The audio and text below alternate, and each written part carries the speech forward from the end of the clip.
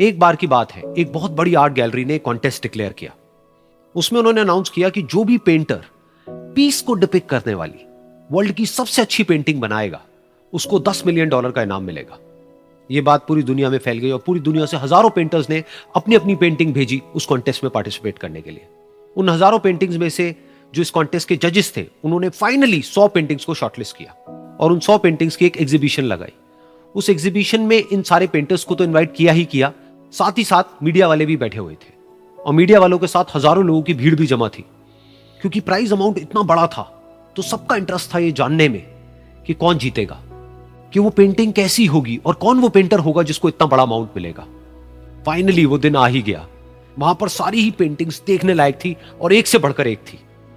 उसमें से कुछ पेंटिंग्स थी जहां पर सबसे ज्यादा भीड़ थी। जैसे एक पेंटिंग थी जहां पर एक बिल्कुल साफ पानी की नदी बह रही थी जिसके पीछे कुछ पहाड़ थे, उसके ऊपर बर्फ जमी हुई थी और पीछे से सनराइज हो रहा था। एक और पेंटिंग थी जहां पर पेंटर ने पीस को डिपिक्ट किया था फुल मून नाइट के थ्रू, यानी कि एक बिल्कुल पीसफुल लेक थी जिसका पानी बिल्कुल स्टिल था, इतना स्टिल कि उसके अंदर आप रिफ्लेक्शन देख सकते थे आसपास में जो भी कुछ था उसका, बिल्कुल एक मिरर की तरह। और बिल्कुल डार्क आसमान में कुछ तारे चमक रहे थे और एक चांद चमक रहा था।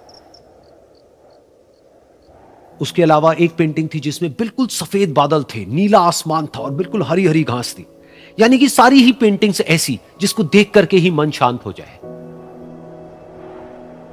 तो कॉन्टेस्ट बहुत ही टफ था क्योंकि सारी पेंटिंग्स एक से बढ़कर एक थी। तो जजेस के लिए शॉर्टलिस्ट करना कि कौन सी पेंटिंग बेस्ट है, that was very very difficult.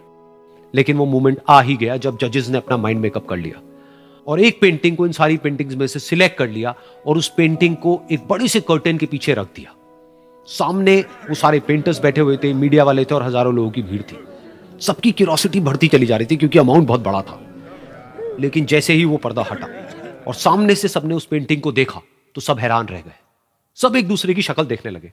किसी को कुछ समझ नहीं आ रहा था कि एक्चुअल में हो क्या रहा है, क्योंकि वो पेंटिंग जो वहां पर दिख रही थी वो दूर दूर तक शांति को डिपिक्ट नहीं कर रही थी। तो सबको लगा कि शायद उस आर्ट गैलरी से कोई गलती हुई है या जजेस से कोई गलती हुई है और किसी गलत पेंटिंग को वहां पे रख दिया है।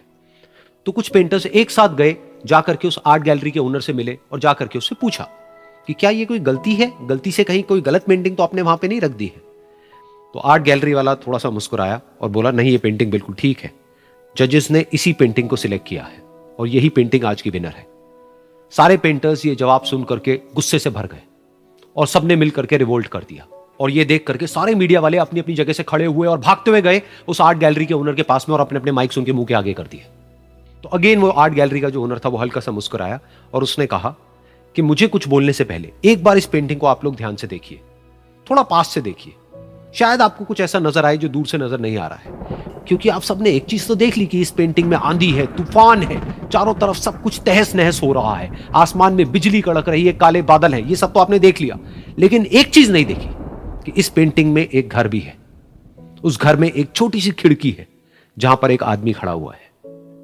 ध्यान से जाकर के देखिए, वो जो आदमी खड़ा हुआ है और बाहर देख रहा है उस घर से, उसके चेहरे पर कोई डर नहीं है बल्कि एक हल्की सी मुस्कान है, एक ठहराव है, एक सुकून है। और यही है शांति का असली मतलब। यानी कि शांति का मतलब यह नहीं है कि हमारे बाहर सब कुछ शांत है और फिर हम शांत हैं, क्योंकि वो टेम्पररी है। असली शांति का मतलब यह है कि हमारे बाहर चाहे जो कुछ भी हो रहा हो, हम अंदर से पूरी तरह से शांत हैं, हमारा मन शांत है। क्योंकि जिसका मन शांत नहीं है उसको चाहे आप कितनी भी सुंदर से सुंदर जगह पर ले जाकर के बिठा दो, वो वहां पर भी जाकर के दुखी ही रहेगा। लेकिन दूसरी तरफ से जिसका मन शांत है, उसके बाहर चाहे कुछ भी हो रहा हो, चाहे मौसम कैसा भी हो, चाहे उसके आसपास में सब कुछ तहस नहस हो रहा हो, तूफान हो, लेकिन वो अंदर से बिल्कुल शांत रहेगा। और यही है शांति का असली मतलब।